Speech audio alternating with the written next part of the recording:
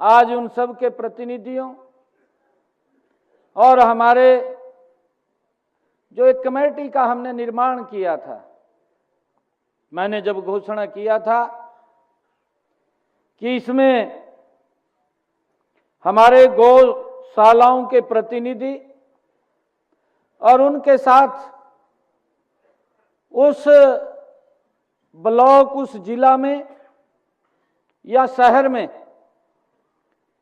Animal husbandry के हमारे doctor और हमारा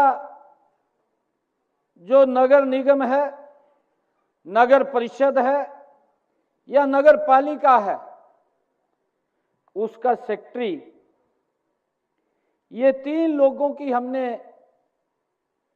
एक कमेटी की बात कही थी। गौशालाओं के अंदर अगर 5 गौशालाएं एक शहर में हैं तो 5 ही गौशालाओं के प्रतिनिधि उसके मेंबर होंगे। ये बात हमने कही थी। अगर 2 गौशालाएं हैं तो 2 गौशालाओं के प्रतिनिधि, प्रमुख व्यक्ति उसके मेंबर होंगे। आज हमने ज्वाइंट उस बैठक को यहां से आमंत्रित किया है 5 तारीख के बाद। आज मुझे ये भी खुशी है कि हमने यहां पर जो हमारे ऐसे गौ भक्त हैं जिन्होंने गौशाला को ही आत्मनिर्भर किया है, उनको भी हमें सम्मानित करने का अवसर मिला है। उनको मैं बहुत बहुत बधाई देता हूं, शुभकामनाएं देता हूं, क्योंकि गौशाला का जो कार्य है, और मेरे लिए खुशी की बात यह है कि ऐसा व्यक्तित्व हमारे सामने पूरे हरियाणा प्रदेश के अंदर बैठा है, दिन रात जो निष्ठा भाव से उसका कोई उसके ऊपर उसका कोई भी उद्देश्य या उसको कोई लाभ हानि का बात, ऐसे उसके मन में कोई विषय नहीं है। एकदम निस्वार्थ भाव से वो गौ सेवा की, गौ माता की सेवा के अंदर जुटा हुआ है। ऐसे लोगों के बीच में मुझे आकर के आज बड़ा गर्व महसूस हो रहा है। मैंने ये पहले भी आप लोगों को कहा था, जब 5 तारीख को एकत्र आए थे, हमने कुछ बातें कही थी और वो बातें लगभग इंप्लीमेंट हुई हैं। आज बुलाने का जो तात्पर्य हमारा था कि हमारे ये 3 लोग त्रिदेव त्रिदेव है ना, है ये त्रिदेव है हमारे, और ये त्रिदेव एक भी गौ माता बेसहारा वो कहीं सड़क के ऊपर दिखाई ना दे, एक मिशन मोड के अंदर हमने उसको गौशाला के अंदर लेकर के जाना है। आज इसीलिए हम एकत्र आए हैं और हमारे 3 लोग हैं। मैंने कल ये भी बात कही थी, कल हम बैठक में मैं थोड़ा देख रहा था कि बाकायदा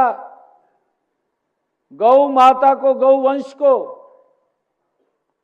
चाहे वो नंदीशाला है, चाहे वो नंदी है हमारी, और चाहे गौ माता है या हमारा छोटा बछड़ा या बछड़ी है, उन सब का बाकायदा टैगिंग भी होगी और टैगिंग के साथ साथ ऑनलाइन कंप्यूटर के ऊपर भी होगा इस बात को कि हमारे हरियाणा प्रदेश में किस गौशाला के अंदर कितना हमारा गौवंश है और कितना सड़कों के ऊपर है। वो हर रोज की रिपोर्ट मेरे पास, मेरी टेबल के ऊपर रहेगी। मैंने ये इनको कहा है, मैं उसको देखूंगा। परंतु आज मैं आप लोगों से एक विशेष चर्चा, एक विशेष बात करने के लिए आज आप लोगों को हमने बुलाया है। हमने इसीलिए बुलाया है कि गौ माता एक सड़कों पे न रहे, उसके लिए प्लानिंग से ये हम सब तीनों की जिम्मेवारी है, बड़ी जिम्मेवारी है। और उसमें सरकार तो सहयोग करती है, परंतु समाज के प्रबुद्ध जन भी स्वयं आगे आकर के अपने क्षेत्र की गौशालाओं के अंदर वो उसकी हेल्प करते हैं, उसका सहयोग करते हैं। और मुझे ये भी खुशी है कि जिसका मैंने अभी जिक्र किया है, देखिए सरकार सपोर्ट के लिए आप लोगों के साथ खड़ी होती है। और मैं आज आप लोगों को इस बात का विश्वास दिलाता हूं कि हम आपकी सपोर्ट के अंदर कोई कोर कसर नहीं छोड़ेंगे। परंतु मैं इसके साथ साथ ये भी आपको आज हमें संकल्प लेने की आवश्यकता है। सरकार सहयोग करती है, मजबूती से आप लोगों के साथ खड़ा होती है। कोई इंफ्रास्ट्रक्चर की आवश्यकता है हमारी गौशाला में, वो इंफ्रास्ट्रक्चर खड़ा होना चाहिए। गौ माता के लिए राशन की बात है, उसके चारे की बात है, भी उसका चारा वो उन तक पहुंचना चाहिए। इस चारे के लेकर के भी मैं तो देखता हूं हमारे ऐसे लोग हैं, जब फसल कटता है स्पेशल अपने खेतों से हमारा किसान, चाहे वो भूसा है चाहे पराली है, जब फसल कटता है तो अलग से एक ट्राली, 2 ट्राली, जितनी श्रद्धा उसकी होती है, स्वयं खेत से काट करके गौशाला तक पहुंचाने का काम करता है।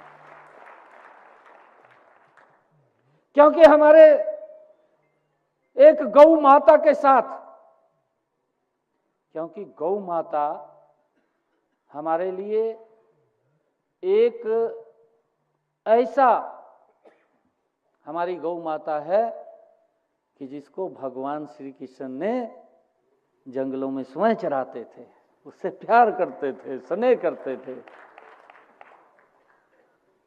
और हम देखते हैं कि गौ माता एक भी चीज उसकी व्यर्थ नहीं है। अगर हम ये कहें गौ माता का कोई भी आप चीज ले लीजिए, अगर वो सांस भी बाहर छोड़ रही है, उससे भी वातावरण शुद्ध हो रहा है आपके वहां पर। हर चीज उसकी इस मानवता के लिए, इस वातावरण के लिए शुद्ध करने में उसकी बड़ी भूमिका है। हमने लोगों से भी अपील किया था, हमने ये कहा था पीछे कि कोई भी व्यक्ति गौ माता को बेसहारा मत छोड़िए। घर में हमारी तो संस्कृति का आधार था, एक भी घर ऐसा नहीं होता था जिस घर के अंदर गौ माता नहीं होती थी। अभी उसकी चर्चा भी की गई है।